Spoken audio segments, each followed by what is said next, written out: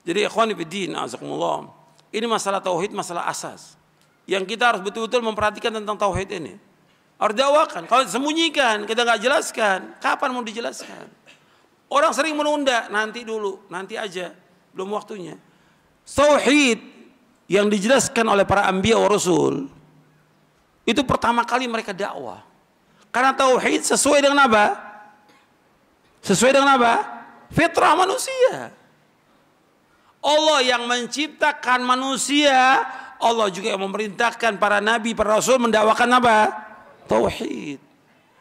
Allah menciptakan manusia tahu tentang baik dan tidaknya manusia ini, lurus dan tidaknya manusia, bahagia dan tidaknya manusia dengan tauhid.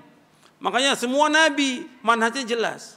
Nah, banyak para dai yang tidak punya manhaj, yang tidak tahu manhaj. Manhajul anbiya fi da'wati ila Allah at-tauhid fi al-hikmah wal aql. Manhajul anbiya fi da'wati ila Allah tauhid fi al-hikmah wal aql. Manhajnya para nabi dan para rasul semuanya sama, memulai dakwahnya dengan tauhid. Itulah dakwah yang hikmah. Dakwah yang dikatakan dakwah yang hikmah, menjelaskan tentang tauhid, menjelaskan tentang syirik, itu hikmah. Dianggap oleh sebagian masyarakat dakwah tauhid dakwah apa? Keras, tidak hikmah. Lantas yang hikmah bagaimana? Mengikuti masyarakat. La haula wala quwwata illa billah. Ya rusak agama ini. Masyarakat awam nggak punya ilmu. Tadi saya sebutkan sifat manusia apa? Bodoh. Kok ngikuti orang bodoh? Dia dikasih sama Allah sedikit ilmu, sampaikan ilmu itu kepada manusia. Jelaskan. Susah memang. Banyak cemoohan, harus sabar. Daripada Allah sebutkan fama asbarahum 'alan nar. Kok mereka sabar dengan masuk neraka? Mendingan sabar di dunia dengan celaan, cacian, tetap untuk memperjuangkan tauhid. Daripada nanti dimasukkan ke dalam neraka. Berapa tahun dimasukkan neraka? Jutaan tahun. Kok sabar? Enggak sabar 60 tahun dakwah ini, enggak sabar. Celaan, cacian, makian dihalangi dakwah ini, masjid dihalangi, jalan terus dakwah. Enggak boleh berhenti dakwah ini. Ini dakwah benar, sesuai dengan fitrah manusia. Orang betul akan memadamkan cahaya ini, tapi orang akan memadamkan cahaya ini, tapi Allah akan tetap menghidupkan dakwah ini. Enggak boleh berhenti. Enggak boleh takut pada manusia. Allah sebutkan wala yakhafuna laumatal laim. Mereka enggak takut celaan orang mencela. Orang celah enggak ada masalah mencela. Celaan manusia enggak akan merendahkan diri kita di sisi Allah Taala. Dan pujian manusia enggak akan mengangkat derajat kita di sisi Allah Taala. Itu harus ingat itu. Prinsip dalam hidup kita, celaan manusia, mau orang celah kita enggak akan merendahkan diri kita di sisi Allah Taala. Karena kedudukan kita tergantung dari iman kita, takwa kita kepada Allah, amal soleh kita. Pujian manusia, banyak orang muji kita, nggak akan mengangkat derajat kita insya Allah. Karena Allah akan melihat apa? Tentang imannya dia, ikhlasnya dia, ilmunya dia, amal solehnya Allah lihat ya gimana. Bukan pujian manusia. Tapi dakwah ini harus jalan. Makanya antum lihat, para nabi dan para rasul dipuji atau dicela oleh umatnya? Dicela. Kita nggak mengharapkan celaan manusia. Tapi kita tetap wajib mendakwakan dakwah ini.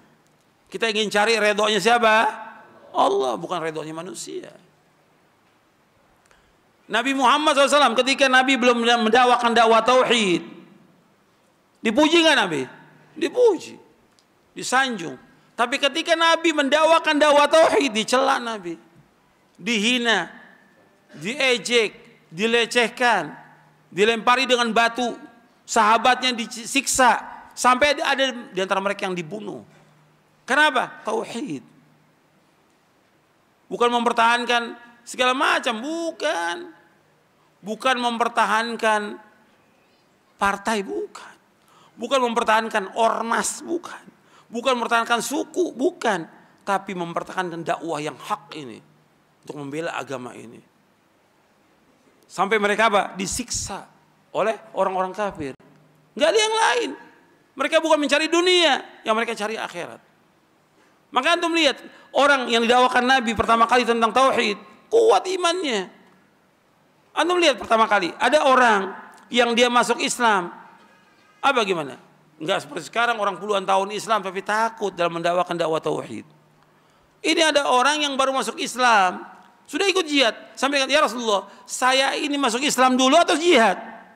Masuk Islam dulu. Kemudian masuk Islam jihad ya. Bersama Nabi SAW. Jihad, kemudian ditaklukkan satu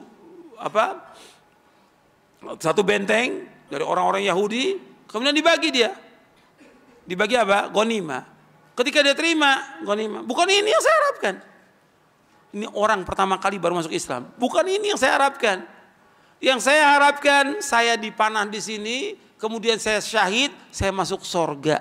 Tahu tujuan hidupnya itu, baru masuk Islam. Orang Islam yang sekian lama nggak tahu tujuan hidupnya kemana. Orang Islam harus tahu bahwa tujuan hidupnya jannah, surga yang dia tuju. Makanya dia terus maju lagi, karena kata Nabi, mudah-mudahan benar apa yang dia ucapkan. Maju lagi ke medan perang, betul, terpanah di sini, syahid. Aku akan jadi saksi di hari kiamat, kata Nabi SAW. Dia beramal sedikit, tapi paham dia tentang tauhid. Tahan. Yang membuat mendorong dia untuk mati syahid, iman dia kepada Allah SWT. Dan iman dia bahwa sesudah dunia ini ada yaumul akhir, ada sorga, ada neraka. Yang diharapkan sorga. Mudah-mudahan yang saya sampaikan bermanfaat. Kurang lebihnya saya mohon maaf. Wassalamualaikum Muhammadin SAW. Subhanakallahumma bihamdik. Asyhadu an la ilaha illa anta astaghfiruka wa atubu ilaik. Assalamualaikum warahmatullahi wabarakatuh.